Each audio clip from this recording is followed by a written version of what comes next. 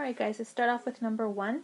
They're asking you to change the expression to radical form.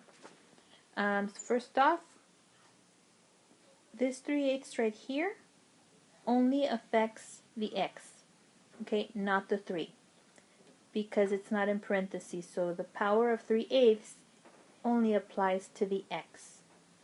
So with that in mind, we leave the 3 alone. And then remember, the 8 is the root. The 3 in the numerator is the power.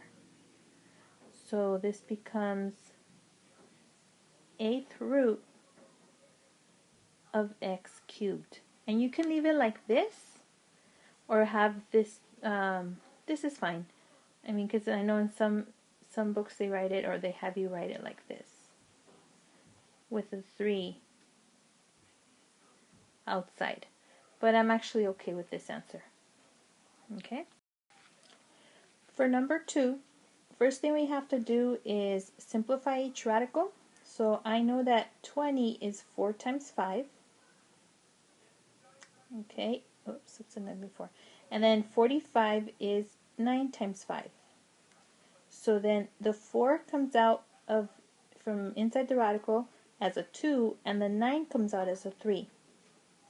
So this becomes 2 radical 5 plus 3 radical 5 minus radical 5. And then you treat the radicals like you do the x's, you know, like if we had 2x plus 3x minus x, you only add them if they're like terms, okay? So these are like radicals, so we can add them together. So I've got 2 plus 3 minus 1. So that gives you 4 square root of 5. And that would be your answer. For number 3, again, the instructions are to simplify. Write it in simplest form. So again, just like I said for number 2, we could only add and subtract like radicals together. And so this one has the same radical, 2a, and 2a here. So we can combine these. 3 minus 6 is negative 3 square root of 2a. And again, that would be the answer for that one. For number 4, again, simplify. All variables represent non-negative numbers. Okay, so remember when you have a power to a power, you multiply. And not just that, but see how this is a squared times b to the 1/2? The 4 gets distributed to both factors. Okay? And then we'll simplify this one, and then after we do that, we'll get the two b's together. Okay, so first, let's distribute the 4, so that gives us a to the 8th. Oops. It didn't come out right, hold on. A to the 8th, and then b squared. And that's the first 2. And then cube root of b to the 3rd is simply b.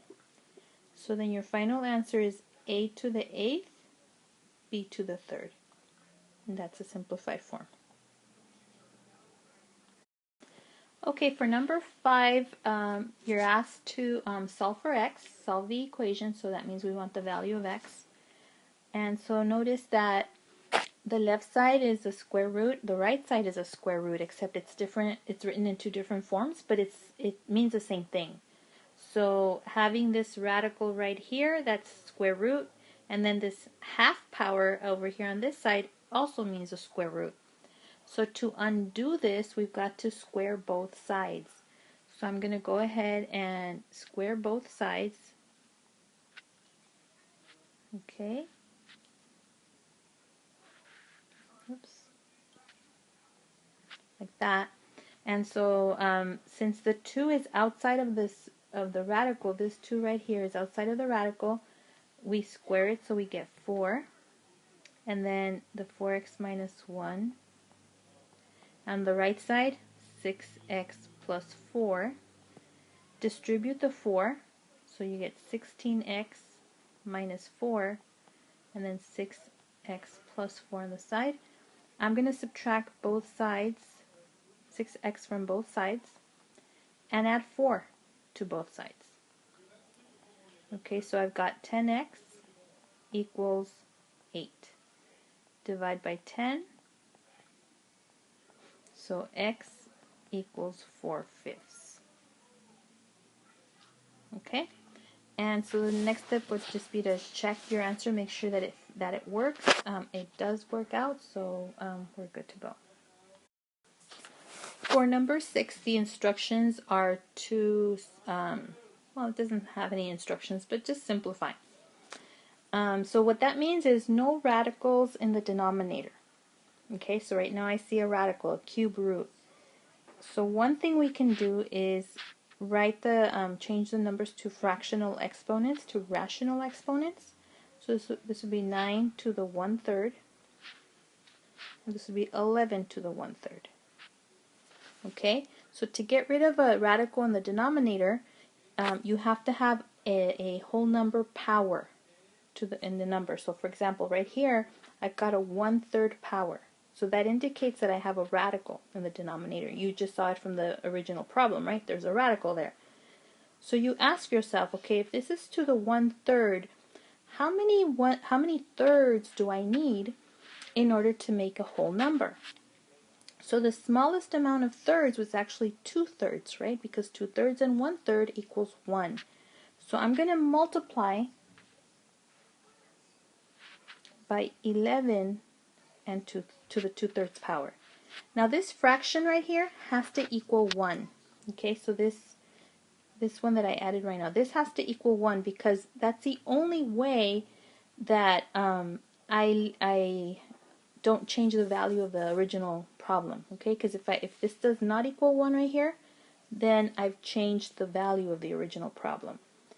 So that means this has to be 11 to the 2/3, just like the denominator. So now what do I have? In the denominator, 11 to the 3/3, because we add the exponents.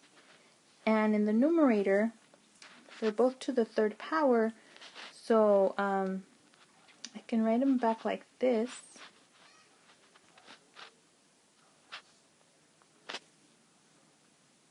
Move this out a little bit to the right. And this is the 11 squared. Okay, so then I can write them in the same, put them in the same radical, cube root, because they have the same radical, so I could put them together like this, over 11. Okay, because 3 to the 3rd is 1 in the denominator. And then 11 squared is 121 times 9. That gives you 1089. Okay, and that's what you get after multiplying 121 times 9. So that's going to give you 1089 in the numerator. Okay, so this is the most simplified way of writing the problem, the fraction, because now we don't have radicals in the denominator.